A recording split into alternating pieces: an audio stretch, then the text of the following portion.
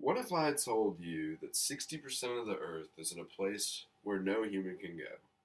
Well, it is. Today I'm going to talk to you about the deep sea and how it is an important part and unusual part of our world, and it makes up a lot of our planet. It is important to understand the vastness of the Earth we live on, even places we can't go, as there are organisms there just like us. According to Merritt and Heydrich, scientists who wrote a book on the deep sea in 1997, 54% of the Earth's ecosystems are 4,000 meters or deeper in the sea, so it is a large part of our Earth. I have done some extensive research over the past few weeks in order to tell you today about deep sea fish. I will explain the difference in environment, the adaptations the fish have learned, and the types of fish in the deep sea. The difference in environment is immense, so I will go and talk about that first. The deep sea is segregated into three different regions. The first region is the bathypelagic region, which is 1,000 to 4,000 meters under the sea. The second region is the abyssopelagic region, which is 4,000 to 6,000 meters beneath the sea. And finally, the hadopelagic region, which is the deepest sea, is 6,000 to 11,000 meters below the sea. Now, some characteristics of the environment start with oxygen. There's a lot of oxygen in some spots, which is very odd, and there's places with absolutely no oxygen, just based on the deep sea ground. So, in the no oxygen, there actually are organisms that live there, but no one knows how because scientists have not figured it out yet. There's also no natural light in the deep sea, which introduced the concept of bioluminescence, which is a way organisms make their own light.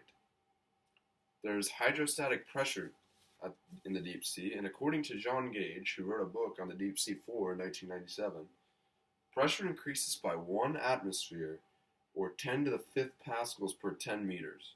So that means the deep sea pressure is enough to kill the average human and is insanely strong. The temperature is also 4 degrees Celsius to -1 degrees, so it's freezing. There are predators everywhere in the deep sea. With these extreme conditions, life down here must come up with a great way to adapt. So, one way they have is large eyes. Some fish have large eyes to find bioluminescence so they can actually see in the deep sea. Other fish are completely blind, which gives them increased senses so that they can navigate the ocean around them. Bioluminescence is used by many creatures, and according to P. Yancey, who did research on deep sea marine biology in 2012, it is used for headlights so creatures can see, mating, lures for prey so that they can eat them, counter-illumination so that they can't be seen, so like an active camouflage, confusing prey or predator, and a burglar alarm so when a fish is attacked, others can come to the rescue. Cellular membranes are pressure resistant and unsaturated in deep sea creatures, which makes them immune to the pressure. Camouflage is also commonly used to hide from predators.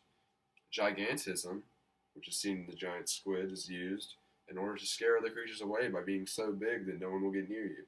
And some live off the detritus of dead fish from the surface, which is basically their dead body.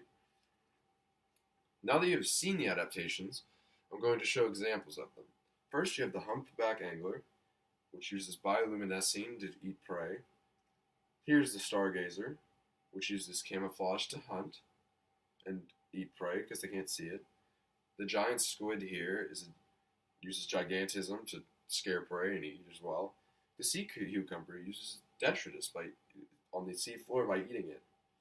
The blobfish, according to David Pegg, who wrote and researched on deep sea fish in his article, The Top 25, says the pressure is that causes their deformity, and that's why they look like that.